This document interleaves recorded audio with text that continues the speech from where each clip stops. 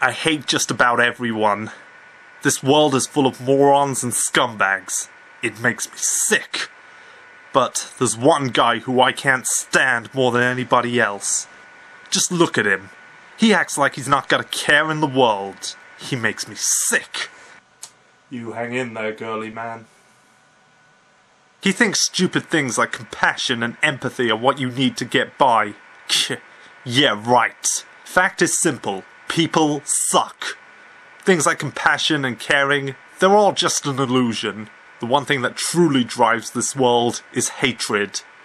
Whether people want to admit it or not, the fact is that their hearts are filled to the brim with hatred. Hatred of each other, hatred of themselves, and most of all, hatred of life. Way I figure it, why bother fighting against it? If hatred truly is the driving force of this world, then I say embrace it. But this moron, he actually thinks he can overcome it? That he can rise above it? What a loser. However, it was through this moronic belief of his that the only person I could ever truly stand lost her life. Is this what rising above hate brings you, KHF? And then he had the gall to seal me away just to prove a point? Well, now it's time for some payback. Now it's time for me to show him what hatred can truly do, and this time will be different. This time, I know his weakness.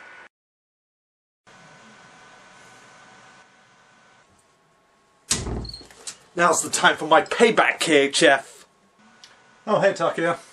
I thought you'd be showing up soon. That's not quite the reaction I was expecting. Well, quite honestly, Takeya, I'm not all that enthusiastic about it anymore. I mean, you broke out 2 years ago. What the heck has taken you so long to come and get your revenge on me? Hey, don't blame me. I didn't write this show. Yeah, you'd think the morons writing this thing would stop procrastinating and get on with it. You know what? Screw you, KHF. So, we gonna do this or what? I see you finally cut that hair, huh? Yeah, well, I have your shadow to thank for that. I think it looks better this way. Thank you, Emma. So this is your new assistant. Are you planning on murdering her too? Watch what you say, you little punk. Calm down, Kay. He's just trying to get to you. You're just as responsible as I am for what happened to Ren. How is any of this my fault? You're the one who came in and started throwing your opinion around. You're the one who took her away from me. You're the one who treated her like something you wiped off the bottom of your shoe. She was an alien woman, moron. How else was I meant to act? You little puke. Easy, Kay. So, you gonna fight me again then? I'm gonna put you back in the Nexus where you belong. Oh, I don't think so. You see, I've learned a couple of new tricks since we last fought. You can use all the tantrum powers you want, kid. I'm still gonna kick your behind. You think all I'm packing is rage? You think I've forgotten about our connection? Well, let me show you just how deep it runs. Now, sleep. What the... What are you doing? It'll all be over soon, KHF. Emma, run. Fact is, everybody wants to be loved, even if they don't want to admit it. That's what they truly desire. They want to be needed by another. That's what I saw in her. Yes, we all have hatred in our hearts as well, but if we embrace that, it's not going to lead us anywhere. If we do that, we're only going to end up alone and miserable. We'd only be hurting ourselves. So, I refuse to give in to hatred. I think the best thing to do is meet that hatred with love. Yeah, some people will call me a fool for that, but I don't care. Because you know what? Love and compassion are incredible things, once you let them in. That's why I'll continue to rise above hate. Katsuya. Man, I haven't thought about that event in a long time. What happened to me? Rise and shine, ginger boy. What did you do to me? Just thought I'd keep you still while I finish you off. Trying to create a blade in order to escape? Don't bother. This machine here is draining your mana. You can't even make a butter knife at this point. Where's Emma? That girl's pretty quick on her feet. She managed to get away before I could get to her. Don't worry, I'll track her down soon enough. You little... You make me sick, KHF! I mean, look at you. You look like the result if Lena Inverse and Kurino Soma had a love child. And you look like an ugly version of Keiichi Murasato. Shut up! You really are a piece of shit. Hey, watch your language. There are kids watching. Like I care! You act like you're some kind of hero, but you're not. You're just an opinionated punk with a big mouth and a loud voice. And you're a whiny 5-year-old inside a teenager's body. You tore my heart out, KHF. Your heart? You mean that tiny shriveled black prune that you have in your chest? You took away the one person I actually cared about. You didn't care for her, Takeya. Your tiny black heart is incapable of feeling that. All that you thought you felt for her came directly from me. Shut up! You took Ren away from me. And now I'm gonna take away everything you hold dear to you. Why don't you just get on with it then? You could have killed me while I was unconscious. Oh, I'm going to kill you. But first I want you to suffer. I want you to die feeling the same agony that you made me feel. That was my agony, Takeya. You can't feel things like that. I said shut up! You tore my heart out of my chest and you crushed it right in front of me. Now I'm gonna do the same to you. I'm going to find Emma Sky, and then I'm gonna torture her in front of you. I'm gonna make you watch as she writhes in pain. Which, hopefully, won't involve using the same voice clip for her over and over again this time. They're kinda lazy up there. Anyway, once I've made the two of you suffer beyond all you could possibly handle, I'm gonna kill the both of you. Leave her out of this, Takeya! I'm the one you have a problem with! In the meantime, while I'm looking for her, I'm gonna show you a single act of mercy. Ha! And here I was thinking that word wasn't even in your vocabulary. I'm gonna let you watch one final anime before I kill you. Make the most out of your final moments with Higurashi when they cry. You're going to make me sit here and watch my most requested anime to review? Oh, how evil. Well, I could make you watch a marathon of Love Hina, Rosario Vampire, and Heaven's Lost Property, but it wouldn't be any fun if I couldn't watch you suffer while you watch them. Enjoy the last anime you'll ever watch, KHF. After it's over, you're gonna die. Takeya! Takeya! Get back here, you little... Well, guess I don't really have much of a choice. I'm gonna have to sit here and come up with a plan while I watch. Alright, that first episode was just surreal. I think I'm in store for an anime that's even more jarring than Madoka Magica here. And yet, this is actually my most requested anime to watch, so I guess there must be a really good plot coming. I'm not even kidding about that, by the way. This is actually my most requested anime to review. Well, with such a high demand, I hope that I don't disappoint. So, the series begins with a kid slashing a body to bits. Yeah, I'm not even kidding. This is how the series begins. That's just creepy. Actually, given that this is probably what Takeya's gonna do to me when he gets back, this is probably why he's making me watch this series. So anyway, after that creepy opening, we get the opening theme, and then we see the same kid from before getting ready to go to school. Looking awfully cheery for a guy we just saw slashing apart a body. Oh, and this kid also happens to be voiced by Grant George. Gosh darn it, I hate Grant George! This truly is torture having to listen to him. Now I see why Takeya's doing this to me. Anyway, this kid meets up with his polite, kind, gentle girl archetype of a friend. When he tells her she doesn't have to wait for him every morning, she asks him if she slept in, would he wait for her, and he kind of acts like a jerk about it. Alright, maybe he's just teasing her a bit, but I'm not getting a good impression of him early on. and being voiced by Grant George doesn't help matters. They then meet up with their nice, but has kind of an attitude, older girl archetype of a friend, and the three of them all make their way to school together. Turns out, because their town is so small, all grades go to the same school, and share the same classroom no less. This means that their teacher has to teach a bunch of different age groups all at the same time. Oftentimes this means students have to teach one another while their teacher is busy teaching another age group. As such, we see the main boy helping to teach his two female friends. They laugh and they joke about stuff, and then his kind friend offers to show him around town because apparently he only moved there a few months prior. You know, for an anime that started out with its main character murdering someone, things are surprisingly upbeat at the moment. Even the art style is very bright and uplifting. Again, this is just jarring. Though, unlike Madoka Magica, this series at least gave some kind of warning of what to expect from it. Bloomin' Cube. So the three of them then make their way around town, and then they decide to have a picnic. They're then joined by two younger girls who greet them by saying, "Come play with us, Keiichi." Okay, they don't actually say that, but I was semi-expecting them to, given what we saw at the start.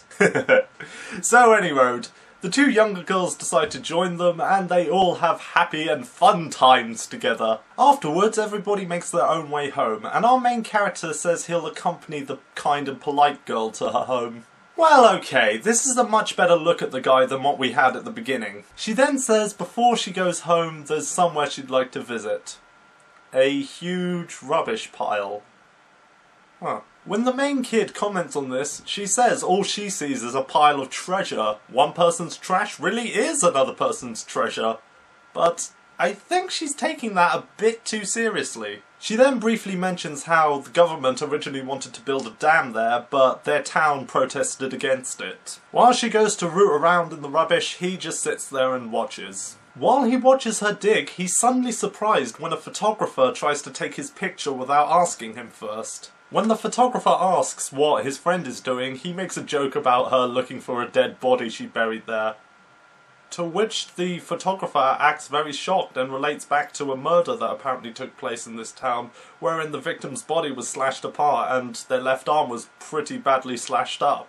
When the kid naturally reacts with shock at this, the photographer tells him not to worry about it and leaves. Hold on, I'm gonna stop right now and point something out. A mysterious bloody murder took place, wherein the killer left a calling card in the way they killed the victim. Now, at the beginning, we saw the main character killing somebody in the exact same way, however he now has no recollection of it whatsoever. What is this, a David Cage game? I sure as heck hope not! Nah, it couldn't be. I wouldn't have gotten this many requests for it if it was, right? And seeing as I'm gonna die pretty soon, I guess I might as well say this. Mr. Cage, your games are bad and you should feel bad. Alright, moving on. After that encounter, the girl then reveals that there's a statue of Colonel Sanders that she wants. I'm not even kidding about that, by the way. The boy says he'll help her dig it out the next day. To which she starts fangasming over the thought that he'll help her. Well, let's be honest, that's not the creepiest thing that has happened so far. After this, he asks her about the murder that the photographer mentioned, to which she reacts very suspiciously about. She says she knows nothing about it, but her reaction seems to suggest otherwise. So the next day, the four girls ask him if he'll join their after-school club, which basically just involves them sitting around playing card and board games. Call me crazy, but why do you need to make an after-school club out of this? Wouldn't it just be easier as something you meet up and just do as friends during your free time? I mean, your town is small, right? Wouldn't that be incredibly easy to do? I really don't see why you need to call this an after-school club. Anyway, getting past that, they decide to initiate him with a game of Old Maid. When they deal out the cards, he notices that the deck is in fact really old and makes a joke that they could probably tell what all the cards are from all the bends and creases on the backs. To which they reveal that they can actually do that. He then loudly proclaims that despite them all cheating, he'll still win. Ha ha ha! Fun times were had by all! Ha ha ha! Hey, remember 2 minutes ago when we were talking about psychotic murder?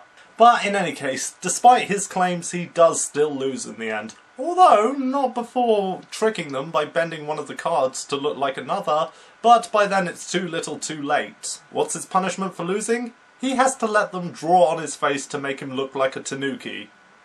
Well, at least they're not cutting up his body. Yet.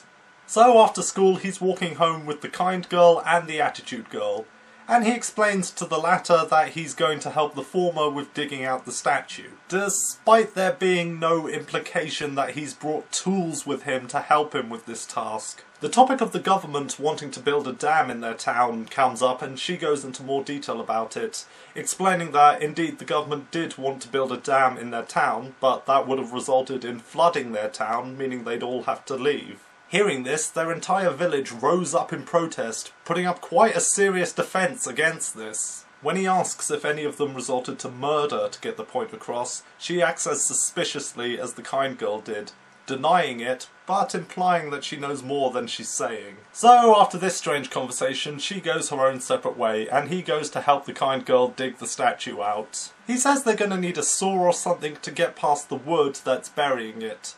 Wait, hold on a second. You knew you were going to be doing this today, so why didn't you take a look at the statue and what was burying it so that you could bring the appropriate tools? You know, it never hurts to plan ahead. Getting past that though, when he mentions needing a saw, she immediately knows of something that can help them and proceeds to run off to get it. While he waits, he discovers an old pile of magazines, and he begins looking through them to see if any of them have an article on the murder that the photographer mentioned. And sure enough, he finds an article on it. It was exactly how the photographer described it, and it occurred around the time the government were planning to build the dam. Apparently though, one of the murderers was never caught, and is still on the loose today.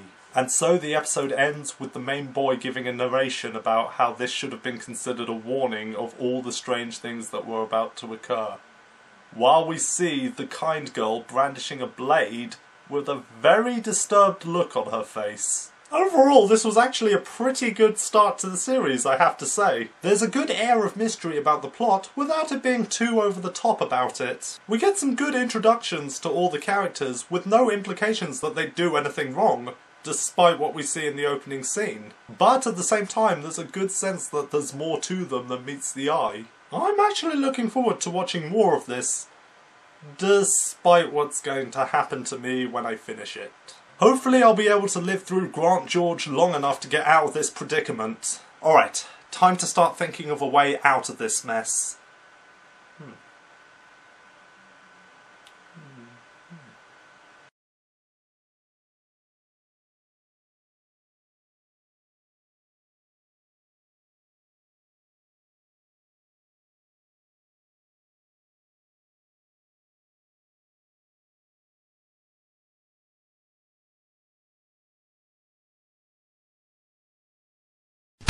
Well, honestly, Takeya, I'm not all that enthusiastic about it anymore.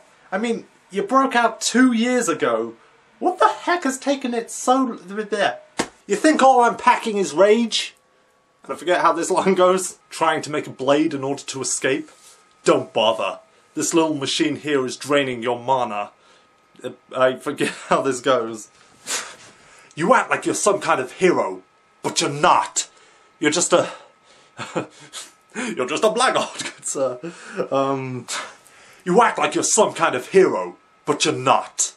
You're just an opinionated punk with a... Your heart? You mean that tiny, shriveled black prune there? Which hopefully won't involve using the same voice... Anyway, once I've made the two of you suffer before... Anyway, once I've made the two of you suffer before... Anyway, once I've made the two of you suffer before... Why can't I get this? Anyway, once I've made the two of you suffer beyond what both... And here I was thinking that word wasn't even in your... I'm not even kidding about that, by the way. This is actually my most requested anime... I'm speaking too quickly again. So any road... That's my phone going off. So any road.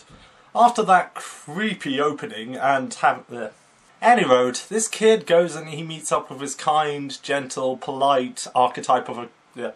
Any road, this kid goes to meet up with his nice... Anyway, this kid greets his kind, gentle, polite girl archetype of a character. Anyway, this kid greets his... Anyway, this kid meets up with his polite, kind, gentle... As such, we see the main boy...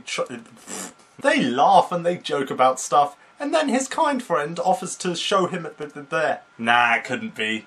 I wouldn't have gotten this many there. When they deal out the cards, he notices that the deck is really old, and he makes a joke about the fact that what's his punishment for losing?